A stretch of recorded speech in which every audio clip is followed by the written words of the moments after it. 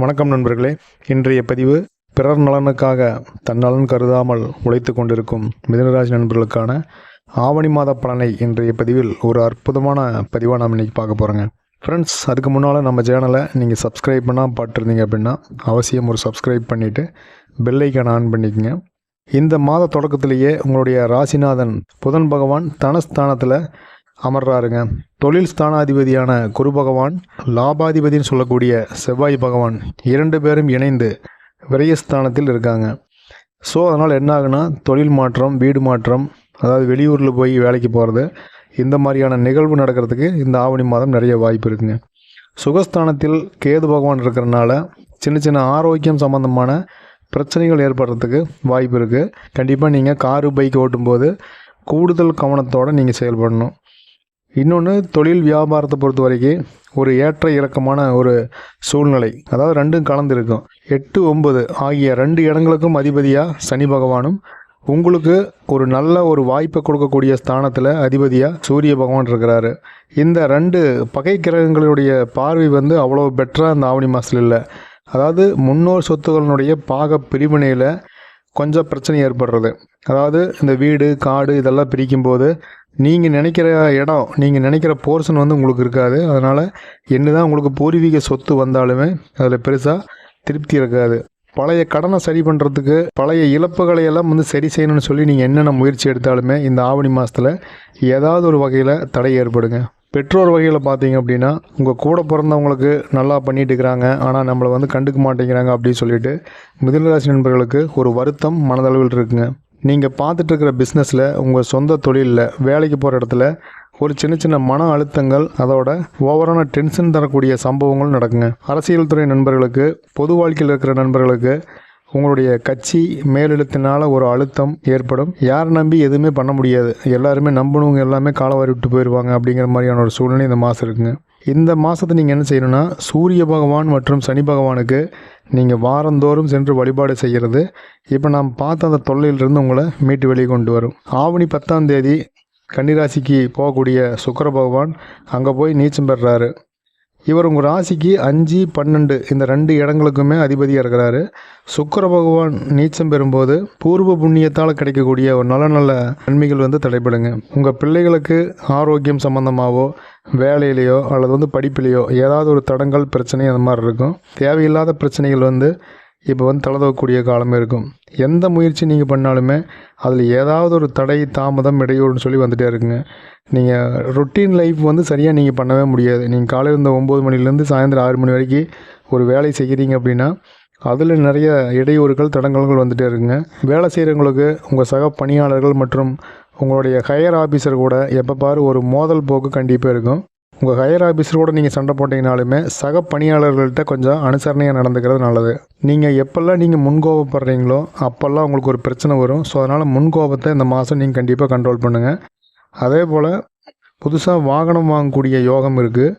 ஊர் மாற்றம் உங்களுக்கு ஒரு மகிழ்ச்சியை தரக்கூடிய மாற்றமாகவும் இருக்குங்க. ஆவணி மாதம் 10ஆம் தேதி உங்கள் ராசிக்கு செவ்வாய் பகவான் வராரு.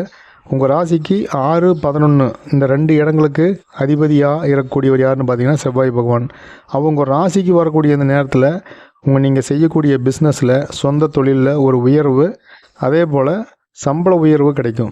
எதையெல்லாம் இந்த 15 நாளில் இழந்துட்டு தான் நீங்கள் ஃபீல் பண்ணிவிட்டு வருத்தப்பட்டுக்கிறீங்களோ அது எல்லாமே இந்த 15ஆம் தேதிக்கு மேலே கிடைக்கிறதுக்கான வாய்ப்புகள் சூப்பராக இருக்குங்க. நீங்கள் வேலை செய்கிற இடத்துல இருந்த அத்தனை பிரச்சனைகளும் பார்த்தீங்கன்னா ஒரு 11ஆம் தேதியிலிருந்தே படிப்படியாக குறைஞ்சி உங்களுக்கு சாதகமாக மாறும். புதுசாக நீங்கள் பிஸ்னஸ் பண்ணுறீங்க அப்படின்னா அதுக்கான பார்ட்னர்ஸ் சேருவாங்க. வெளி மாநிலம், வெளிநாடுகளிலிருந்து உங்களுடைய பிஸ்னஸ்க்கு ஆர்டர்ஸ் கிடைக்கக்கூடிய நாட்களாக இந்த 11ஆம் தேதிக்கு மேலே கிடைக்குங்க.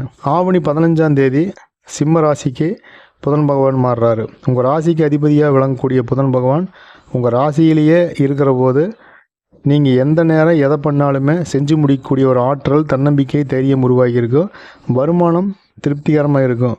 நீங்கள் ஒவ்வொரு இடமே பார்த்தீங்கன்னா ஸ்டெப் பை ஸ்டெப்பாக நீங்கள் முன்னேறிட்டு இருக்கிறீங்கன்னா அந்த முன்னேற்றத்துக்கான எதெல்லாம் குறுக்கீடு இருந்துச்சோ அந்த குறுக்கீடு எல்லாமே சரியாகும். திருமண வயதில் இருக்கக்கூடிய சகோதர சகோதரிகளுக்கு திருமண வாய்ப்பு கிடைக்கக்கூடிய நேரமாகவும், புதுசாக வீடு வாங்குறது, நிலம் வாங்குறது, வீடு கட்டுறதுக்கான மனை வாங்குறது, இதில் எல்லாமே ஒரு ஃபோக்கஸ்டாக இருப்பீங்க. அதில் வெற்றி அடையக்கூடிய மாதமாகவும், அதுக்கு ஏதாவது ஒரு நல்ல முயற்சி எடுக்கக்கூடிய நேரமாகவும் மாதமாகவும் இந்த ஆவணி மாதம் இருக்குங்க. நீங்கள் செய்யக்கூடிய தொழிலில் எதிர்பார்த்ததை காட்டிலும் ஒரு 11ஆம் தேதிக்கு மேலே கூடுதல் லாபம் கிடைக்கும். ஆன்மீகம் சம்மந்தமாக வெளியூர் வெளிமாநிலம் நீங்கள் பயணம் போகிறதுக்கு இந்த மாதத்தில் நிறைய வாய்ப்பு இருக்குங்க. அரசியல்வாதி நண்பர்களுக்கு, கலைத்துறையில் இருக்கிற நண்பர்களுக்கு நல்ல ஒரு புது திருப்பங்கள் ஏற்படக்கூடிய மாதமாகும். வியாபாரம் செய்கிறவங்க, வேலைக்கு போகிறவங்க, சொந்தமாக பிஸ்னஸ் பண்ணுறவங்க இவங்கெல்லாம் அதை விரிவுபடுத்துறதுக்கு, அதாவது எக்ஸ்டெண்ட் பண்ணுறதுக்கு அல்லது புதுசாக தொழில் ஆரம்பிக்கிறதுக்கு, நீங்கள் பண்ணிகிட்டு இருக்கிற தொழிலை வேறு இடத்துக்கு மாற்றுறதுக்கு என்னெல்லாம் நீங்கள் முயற்சி பண்ணிங்கனாலும் அந்த முயற்சியெல்லாம் சக்ஸஸ் ஆகும். வேலையில் இருக்கிறவங்களுக்கு உயர் அதிகாரினுடைய ஆதரவு ஒரு 11ஆம் தேதிக்கு மேலே ஒரு திருப்திகரமாக இருக்கும். மாத தொடக்கத்தில் முதல் 2 வாரம் இருந்த அந்த சண்டை சச்சரவெல்லாம் மாறி உங்களுக்கு ஃபேவராக உங்களுடைய உயர் அதிகாரிகள் இருப்பாங்க. கலைஞர்கள் திறமையை வெளிப்படுத்தக்கூடிய காலமாக அந்த காலம் இருக்கும். படிக்கக்கூடிய மாணவ மாணவிகளுக்கு படிப்பில் உயர்வும், நீங்கள் எழுதியிருக்கக்கூடிய பொது தேர்வில் வெற்றிகளும், சக மாணவர்கள், உங்கள் ஆசிரியர்கள் உங்களுக்கு உங்களை பாராட்டக்கூடிய காலமாகவும் இந்த காலம் இருக்கும். பெண்களை பொறுத்த வரைக்கும் இந்த மாதம் பார்த்திங்கன்னா உங்களுடைய தைரியம், தன்னம்பிக்கையிலான உங்களுடைய கணவர் செய்ய முடியாத காரியங்களை கூட நீங்கள் செஞ்சு குடும்பத்தாரோட பாராட்டை பெறக்கூடிய மாதம் இந்த ஆவணி மாதம் இருக்கும். பிள்ளைகளால் கொஞ்சம் மன வருத்தங்கள் வரக்கூடிய நாட்கள் இருக்கிறனால பிள்ளைகளை மட்டும் நீங்கள் உங்களுடைய மேற்பார்வையில் வளர்த்துற மாதிரி பார்த்துக்குங்க. அது ரொம்பவும் நல்லது. இந்த ஆவணி மாதத்தை இன்னுமே சிறப்பான மாதமாக மாற்றணும் அப்படின்னு சொன்னால் நீங்கள் ஒவ்வொரு சனிக்கிழமையுமே சனி பகவான் வழிபாடு செய்யுங்க. அதை விட பெருமாள் வழிபாடு நீங்கள் தொடர்ந்து செஞ்சுட்டு வாங்க. தொடர்ந்து செஞ்சுட்டு வரும்போது பார்த்திங்கன்னா உங்களுக்கு அந்த தொழில் வளம் பெறுகிறது மட்டும் இல்லாமல் பண வரவில் இருந்த தடைகள் நீங்கி ஒரு உற்சாகமான வாழ்க்கையை வாழ்கிறதுக்கு இந்த பெருமாள் வழிபாடு உங்களுக்கு வழிவகை செய்யும். ஸோ அதனால் பண்ணிவிட்டு வாங்க. இந்த மாதம் நீங்கள் செய்ய வேண்டிய பரிகாரம் பார்த்தா, ஆதரவற்றோருக்கும் உடல் ஊனமுற்றோருக்கும் நீங்கள் உதவிகள் செய்கிறது, உணவு தானம் செய்கிறது அவசியம் நீங்கள் செஞ்சுட்டு வாங்க. இந்த 2 வழிபாடு மற்றும் பரிகாரத்தை நீங்கள் செஞ்சுட்டு வரும்போது வாழ்க்கையில் நீங்கள் நினைக்க முடியாத அளவுக்கு ஒரு உயரத்தை கண்டிப்பாக மிதுன ராசி நண்பர்களால் அடைய முடியும்னு எந்த மாற்று கருத்தும் கிடையாது. நண்பர்களே, இது ஆவணி மாதத்திற்கான ஒரு பொது பலன் தான். இதில் இன்னும் உங்களுடைய சுப காரியங்களுக்காக நல்ல நேரத்தை தெரிஞ்சுக்கணுன்னா உங்களுடைய சுய ஜாதகத்தை கண்டிப்பாக நீங்கள் பார்த்துக்குங்க. இந்த பதிவு நிச்சயமாக ஒரு வழிகாட்டுதல் மற்றும் பயனுள்ளதாக இருந்திருக்கு நான் நம்புகிறேன். பதிவுக்கு ஒரு லைக் பண்ணிக்கங்க. நம்ம சேனலை சப்ஸ்கிரைப் பண்ணாமல் பார்த்துருக்கக்கூடிய நண்பர்கள் ஒரு சப்ஸ்கிரைப் பண்ணிவிட்டு பெல் ஐக்கான் ஆன் பண்ணிக்கங்க. இதுபோல் ஒரு அற்புதமான பதிவில் நாம் மறுபடியும் சந்திப்போம். நன்றி, வணக்கம்.